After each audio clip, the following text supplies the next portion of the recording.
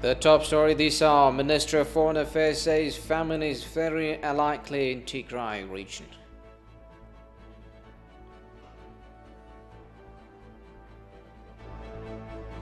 Russian ambassador to Ethiopia slams US sanctions imposed on Ethiopia.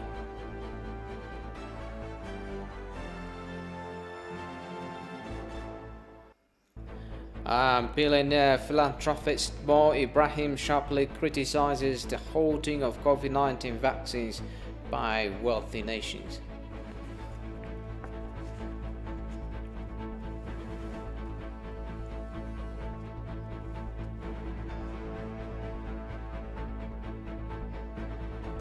This is Addis News Hour. I'm Solomon Danye. Thanks for joining me.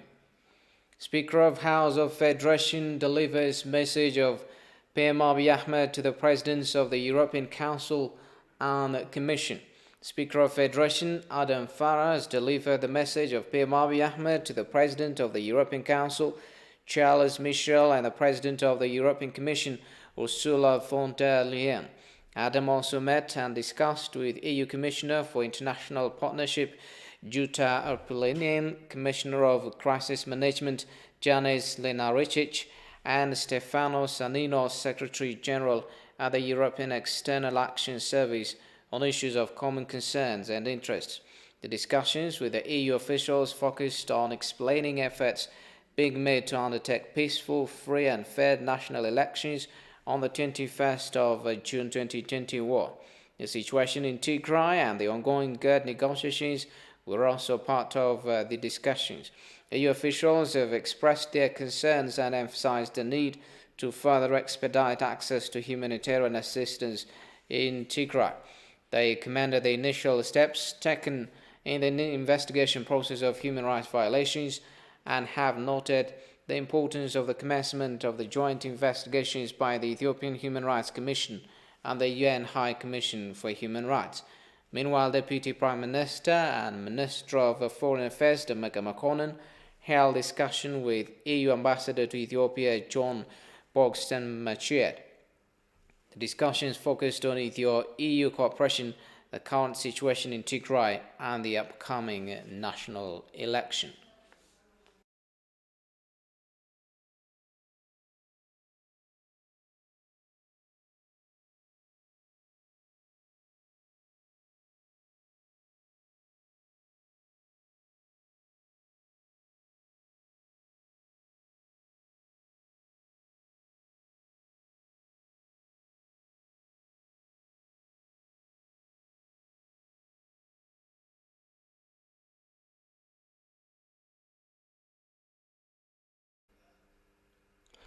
Millions are in need of food assistance in the state of Tigray that has been ravaged by war following government's military offensive against the TPLF clique, which triggered the first bullet towards the National Defense Force.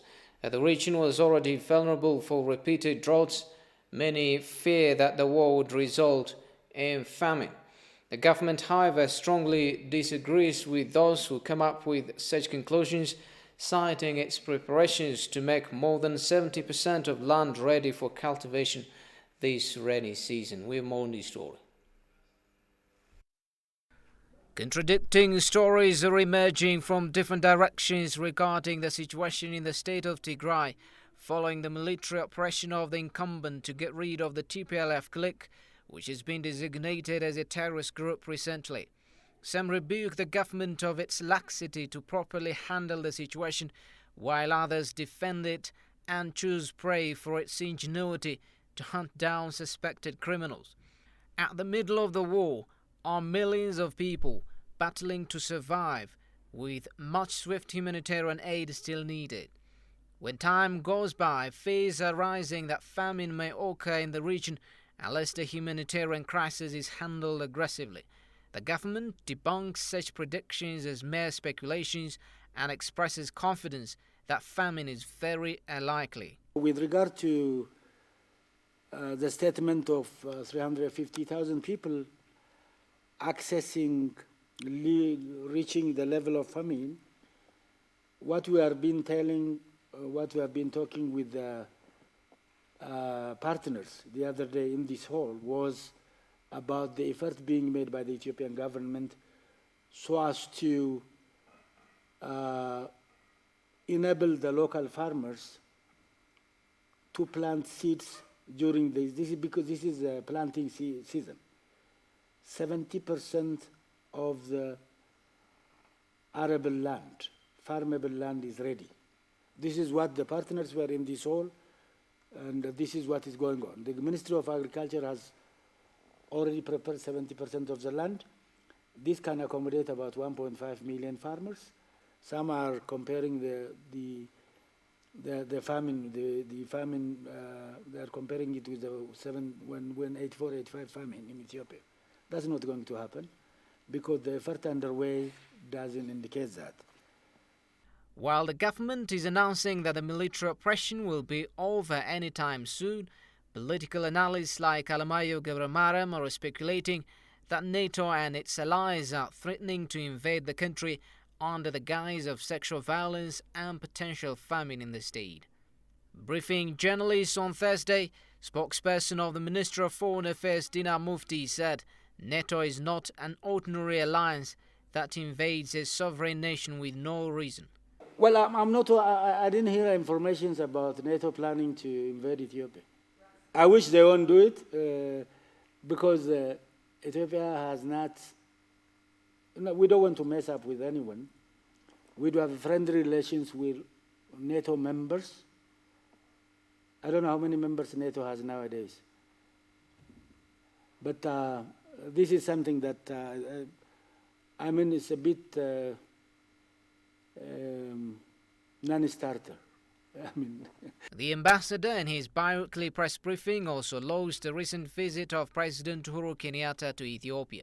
The visit, the ambassador said, is a significant milestone to deliberate on the two nations' cooperation in the telecom sector and developing critical projects that serve the people of the two. Russian ambassador to Ethiopia Yevgeny Terakin slams US sanctions against Ethiopia. The ambassador said any meddling into Ethiopia's affairs is a manifestation of neocolonialism and completely unacceptable. Kassan Jane reports. In an exclusive interview with ETV English, the extraordinary and plenipotentiary ambassador of the Russian Federation to Ethiopia, Yevgeny Terakin, slams the recent United States sanction imposed on Ethiopia. The ambassador mentioned other countries which were supposed to be threatened by economic sanctions, and yet they viewed the trade as an opportunity to strengthen nationalism. Accordingly, Ambassador Yevgeny called on Ethiopians to counter the recent United States visa and economic sanctions, standing in unison and enhancing their solidarity. According to him, the sanction is likely to weaken the two countries' long-standing diplomacy. Noting this kind of attempt is a kind of neo-colonialism and is entirely unacceptable by his government.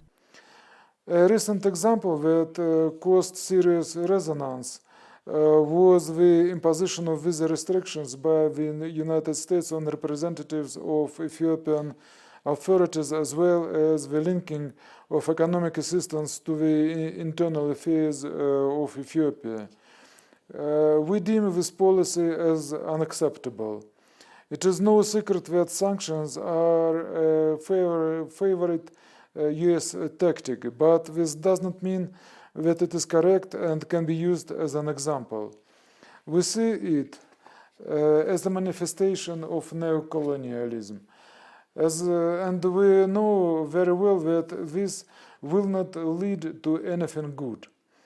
As for the attempts of certain states to impose sanctions on Ethiopia under the umbrella, or let us say under the auspices of the United Nations Security Council, we consider them as a continuation of the above-mentioned arrogant policies which are unacceptable. We strongly don't adopt and don't support such approaches. The ambassador pointed out that the United States have been imposing sanctions on certain nations, targeting to weaken the overall economic activities in the countries and thereby to create submissive governments. This, according to the ambassador, was seen in several parts of the world, including Africa. Generally speaking, Russia has always opposed unilateral sanctions and continues to do so. Russia is not adherent of this position, but also follows the policy itself. As a rule, such sanctions do not solve anything or lead to any result, but merely add tension to bilateral relations between countries and destroy the partnership approach to any crisis.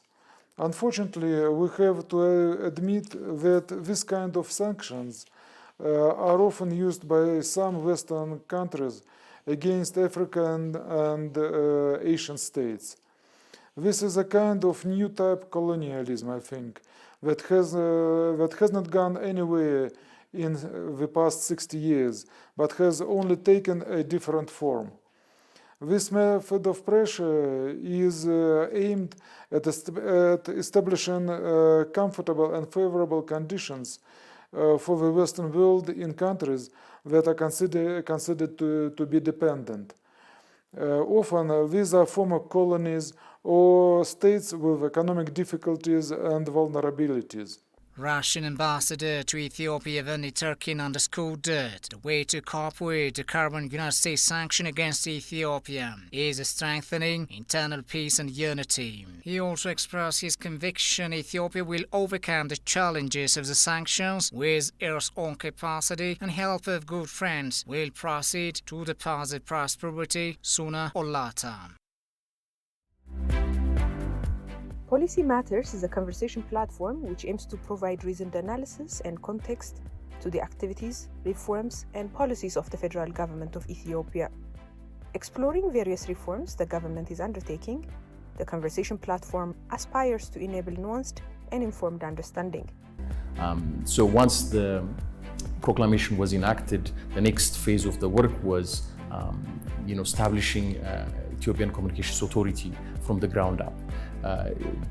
This started with really establishing the institution independently to make sure that it's accountable to the Prime Minister's office, but at the same time have independent board members. Now, the bid, as I mentioned, is over $8 billion over a decade. And it reflects the highest FDI investment to Ethiopia. What really stood out?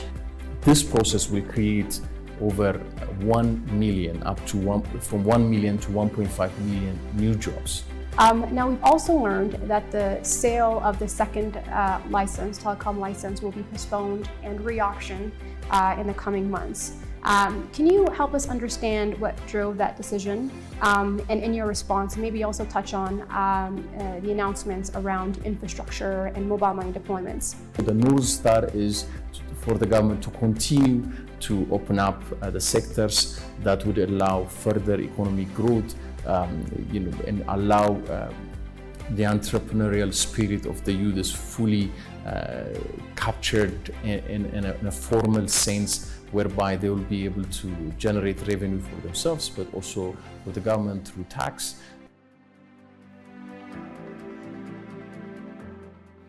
President Sahle Zewde calls on the business people to exert efforts for building schools, suggesting them to draw a lesson from Ethiopia's First Lady Zinash Tayacho in doing so. Minister of Education recognized the First Lady for her successful school building initiative. Alula Teklemaram tells us more. So far, First Lady Zinash Tayacho has built over 20 schools in just 2 years' time. Zinash's initiative to keep building additional schools is said to be in a good progress. Ministry of Education thus highly cherished the First Lady for her irreplaceable role in transforming the sector. ብዙ ሺዎችን ተማሪዎችን የነገ መልካም ዜጋ እንዲሆኑ The modern schools built by the First Lady helped so far thousands of students to enjoy modern schooling. She has successfully built 20 schools in different parts of the country since the commencement of the initiative. Additional schools are also under construction. The Ministry of Education recognized the First Lady for her successful school building initiative. Speaking on the occasion, President Sahle-Work Zewde applauds the First Lady upon her relentless efforts. What I can witness about success is that the silent ones are the reformists and successful people. What matters is not just laying a foundation stone, but inaugurating. The President further calls on the business people to exert efforts for building schools, suggesting them to draw a lesson from Ethiopia's First Lady, Zinash Tayacho, in doing so. ባለፉት 3 ዓመታት ከነበሩት 49,000 የዳስ ትምህርት ቤቶች መካከል We have been able to transform 23,000 tent schools out of the 49,000 tent schools in the last 3 years. But we have still a lot to do in building the leftover 26,000 tent schools, accommodating over 600,000 students. It thus needs collective efforts to make that happen.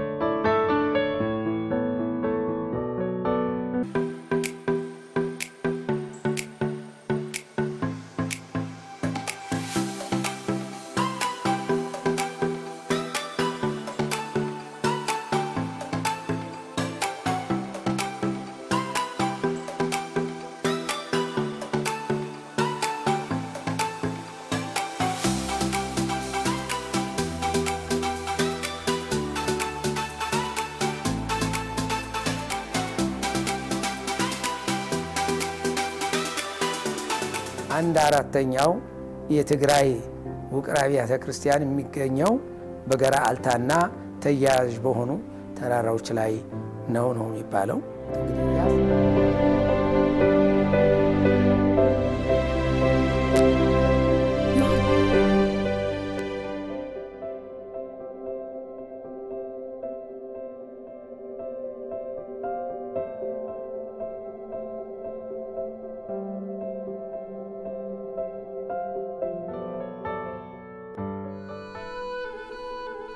Sculpted out of sandstone, the most wondrous of these is Abuna Yamataga.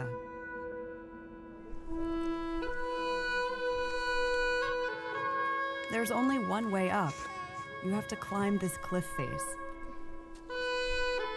Welcome to the world's most perilous church. Welcome back. You're watching Addis News Hour. The U.S. Agency for International Development, USAID, provides more than $181 million to Tigray region. The support is believed to deliver life-saving food, agricultural supplies, safe drinking water, shelter, healthcare, and essential services to millions of vulnerable civilians in the region. Humanitarian aid includes nearly 100,000 metric tons of food, which is said to be enough to feed 3 million people for nearly 2 months. The U.S. has so far provided $487 million to the humanitarian assistance response for Tigray since the crisis began in the area last November.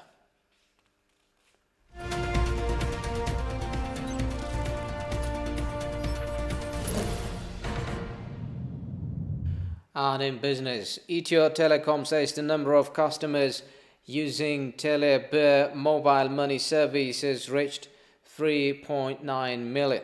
Telebir, a newly innovative mobile money solution for Ethio Telecom customers, allows customers to store, send, receive, transfer and spend money through an electronic account using their mobile phones. Daniel Kasan tells us more. Hannah Dempsey is a resident of Addis who serves coffee in the capital. For a service, she gets an average of 500 birr on daily basis, and now she begins using Telebir service. I know my expense and income. Most of my customers can easily conduct cashless transactions to have coffee here. Not only Hannah, but also other financial institutions also express the importance of Ethio Telecom Telebir service.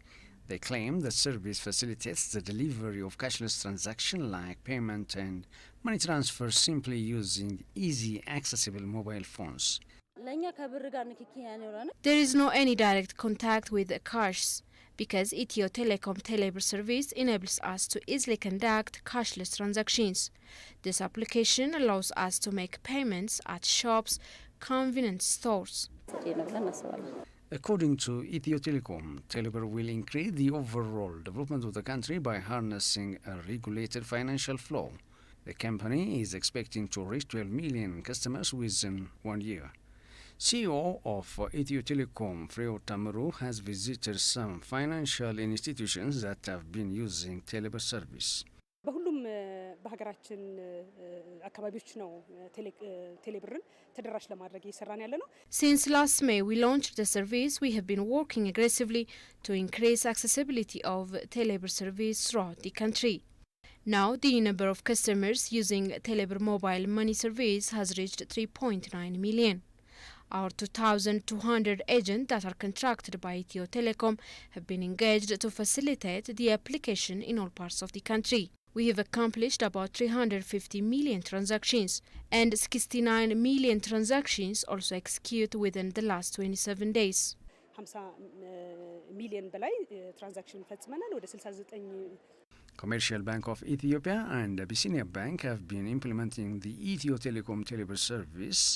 Other banks also expected to follow, according to Ethio Telecom CEO Freo Tamaru. Currently, Ethio Telecom has 53.7 million customers, from which 25 million of them are internet service users.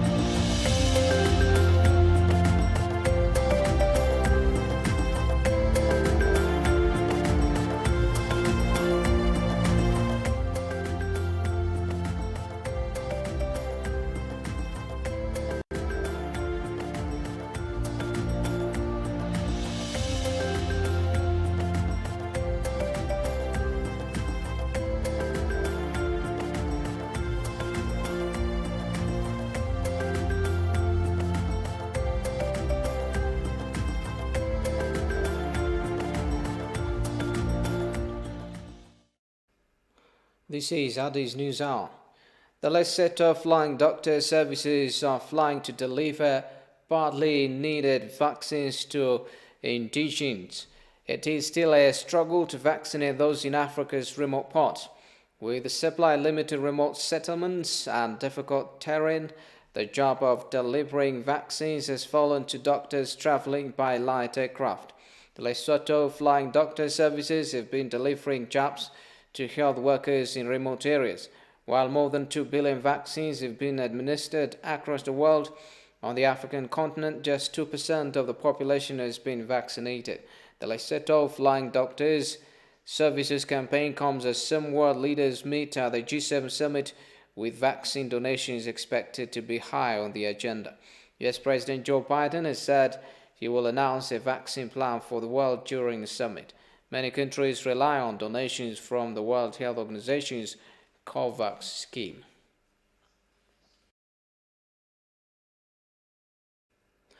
Before we go, a quick reminder of our top stories.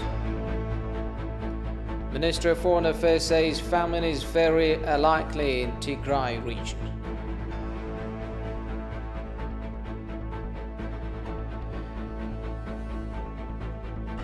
And Russian ambassador to Ethiopia slams US sanctions imposed on Ethiopia. Well, that's it for the news for me, Solomon Dine, and the rest of the English team here in the studio. Thanks for watching. Have a good day.